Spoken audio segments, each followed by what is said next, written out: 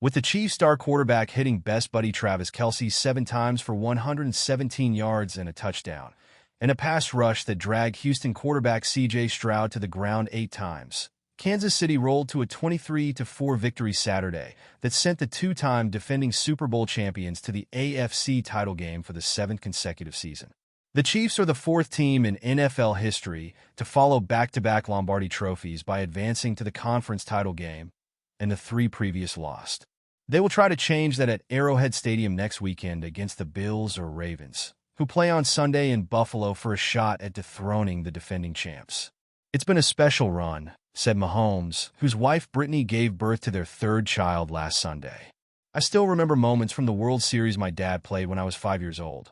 These are the moments that I'll cherish my entire life." The run isn't over yet, though. Not with the Chiefs, 16-2, cheered on once more by Kelce's girlfriend Taylor Swift and WNBA star Caitlin Clark. Chasing an unprecedented 3rd straight Lombardi trophy, Mahomes, who threw for 177 yards and a score, improved to 16-3 in the postseason, tying Joe Montana for the 2nd most wins by a starting QB in NFL history behind Tom Brady. That includes his peerless 7-0 mark in divisional playoff games.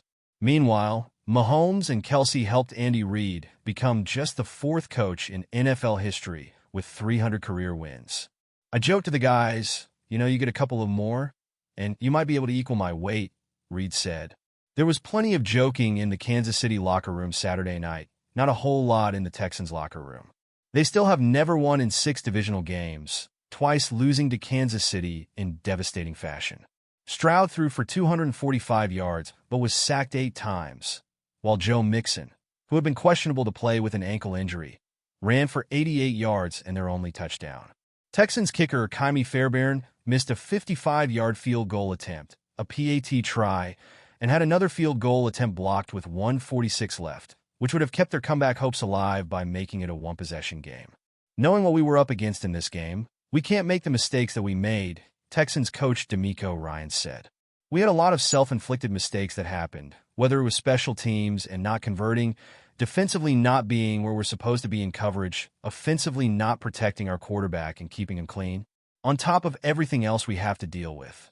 Ryans added, "That's going to be an uphill battle." The Texans' special teams were a mess right from the start. The Chiefs nearly opened the game with a kick return touchdown, a bizarre play that ended with Houston cornerback Chris Boyd nearly shoving his own assistant coach to the ground.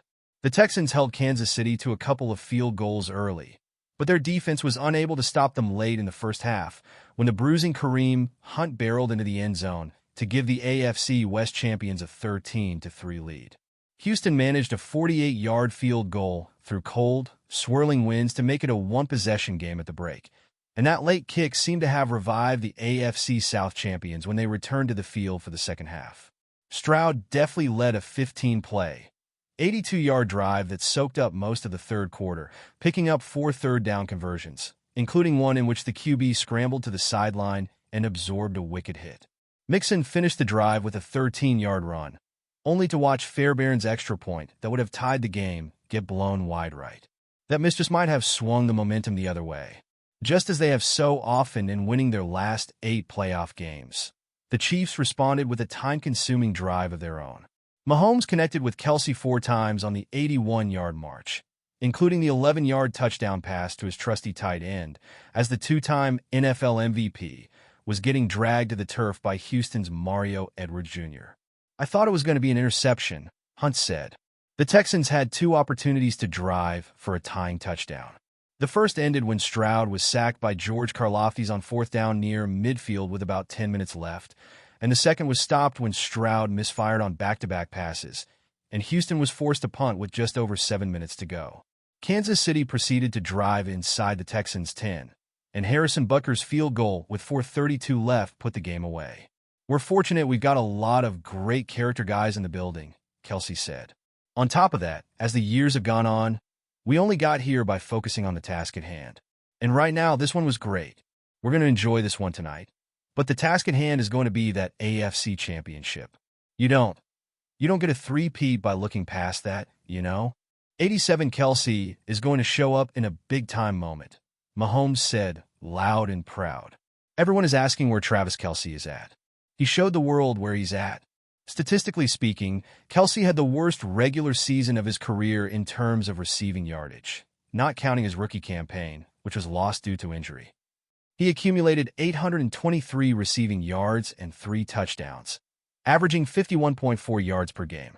Going one step further, Kelce only logged one 100-yard performance this year prior to the divisional round, Week 9 versus the Tampa Bay Buccaneers.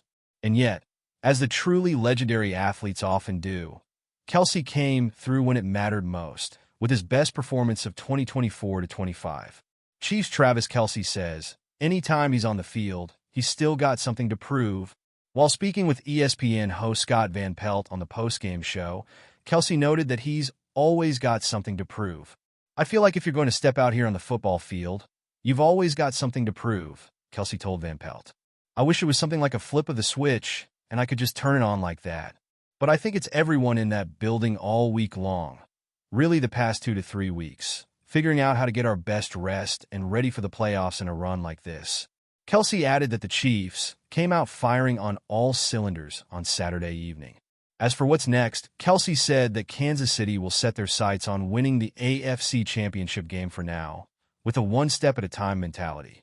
I think we're fortunate that we've got a lot of great character guys in the building, Kelce stated, later explaining how the Chiefs block out the three-peat noise.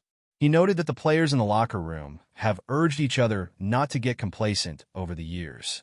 Patrick Mahomes on the touchdown pass to Travis Kelce. You find a way in those big moments. Mahomes also held a post-game press conference, as he typically does. When asked about the face-planting touchdown pass to Kelce, his response came down to one theme. You find a way in those big moments, and that was a big moment.